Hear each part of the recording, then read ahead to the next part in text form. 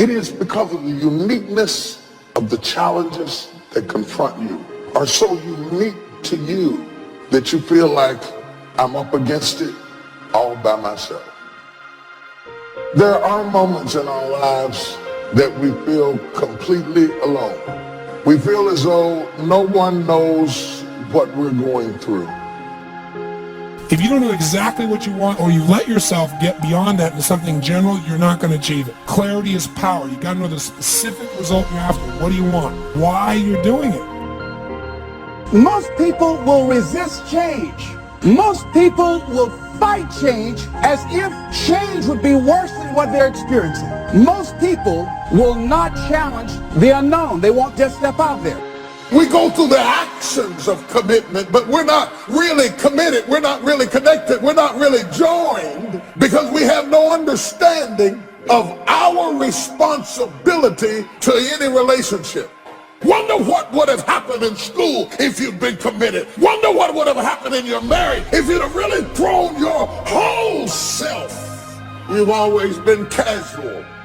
See, a lot of people won't try anything different in life because they don't want to get hurt. Pain is everywhere. But most people spend their life not wanting to deal with the pain of rejection, the pain of being disappointed, the pain of being criticized, the pain. That's called life. But guess what? There's no gain without pain.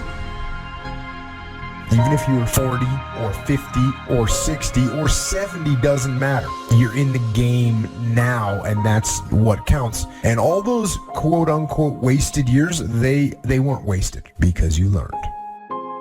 If you know what it is to be at the end of your rope and feel like your life is over and you've got questions that cannot be answered, you need to learn this verse. They that sow in tears shall reap in joy. I've seen days that were so dark for me that I thought there'd not possibly be a silver lining in the clouds. I've seen days and weeks and months that drug me so low that I gave up all hope of getting up again. But in the midst of all of that despair, there was in the basement of my soul, they that sow in tears shall reap in joy.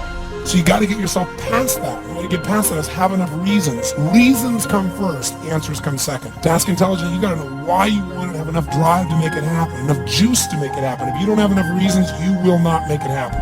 What is going to get you to actually fall through? Because the first plan's not going to work and the second plan's going to work, so you better have enough plans. If the first two don't work, you still got something else. Otherwise, you're going to be having excuses why it didn't work. What do you do when something is missing out of your life and the things that replaced it do not compensate for what you lost? What do you do when you tried and failed and you want to quit? Because trying again means hurting again, means risking again, means believing again, means hoping again. You will be wounded many times in your life. You'll make mistakes. But I have learned that failure is really God's way of saying, excuse me, you're moving in the wrong direction. Other than death, all failure is psychological. Does not mean that you won't lose some battles, because you will. But it does mean that as long as you don't surrender, as long as you don't give up, then you haven't failed. If you get beat, unless you're dead, you are not defeated, and you have not failed. What you've done is you've learned. So get up and go get after it. You just don't know what the next moment will bring. You have comeback power when something happens to you. Don't buy into what has happened to you. Buy into, I'm getting up out of here. I'm going to change this situation. This is no time to do something stupid, like hurt yourself. No. Don't lose your dream. That's a long-range goal. Because if you set up something short-range, go for it. Get it. Latch onto it. Work hard. Accomplish it. That starts building your strong feelings to go for your dreams.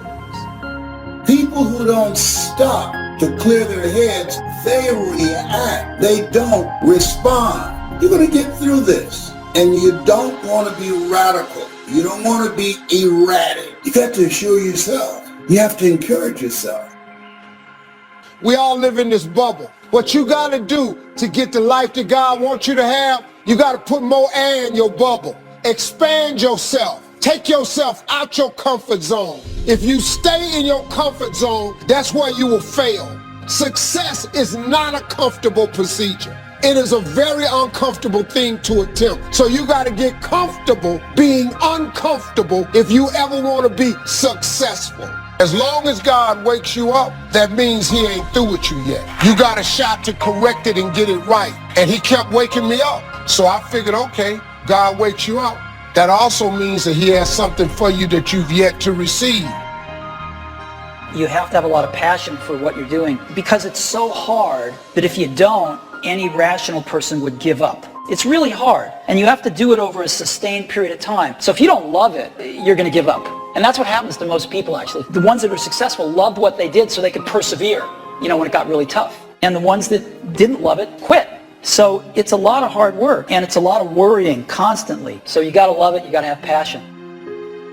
If you think ordinary's cool, ain't no problem. It's some really wonderful ordinary people. But here's the fact. All of you have extraordinary capabilities. All of you. You have to decide if you're willing to do the things to put you in that category.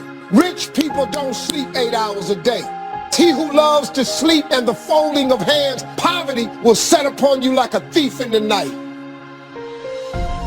Better have a valued goal, because otherwise you can't get any positive motivation. And so the more valuable the goal, the more the micro processes associated with that goal start to take on a positive charge. Well, you get up in the morning and you're excited about the day, you're ready to go. What you do is you specify your long-term ideal. You want to specify goals that make you say, if that could happen as a consequence of my efforts, it would clearly be worthwhile. The question always is, why do something? It's easy to get faked out by being busy. Guy comes home at night all exhausted, falls in the chair and says, oh, I've been going. Here's the big question. Doing what? It's not the going. Some people are going, and they're doing figure eights. So don't mistake movement for achievement. The next question might be, well, where should you look for worthwhile things? You need a family, you need friends. You don't need to have all these things, but you better have most of them. Family, friends, career, educational goals, etc. That's what life is about. And if you don't have any of those things, then all you've got left is misery and suffering. So that's a bad deal for you. If you can't be good company to yourself, you can't be good company with anybody else. I heard a song called I'm Lonely Whenever You Are Around. Have you ever had that kind of experience? Yes, you have. You can be lonely in the middle of a crowd, alone in your thoughts, people surrounding you, and you're lonely because you have a different kind of mindset. The energy is different, and your mind is in another place. There are people that are lonely who are living together. Unfortunately, there are people who are not handling it well. Don't just focus on how dramatic the change is. Focus on the area that's beneficial to you. Focus on what is it that you have going for you to negotiate the change. And so in this time where we are, that everybody would recognize that dramatic change has taken place. And many people are stressed out. Many people are frightened. Many people are confused and don't have a clue on what to do and feel overwhelmed. And so say to yourself, I am free to create a new life for myself. I'm aware of the fact that I have the ability to make my life recession-proof. Right now, I am my boss.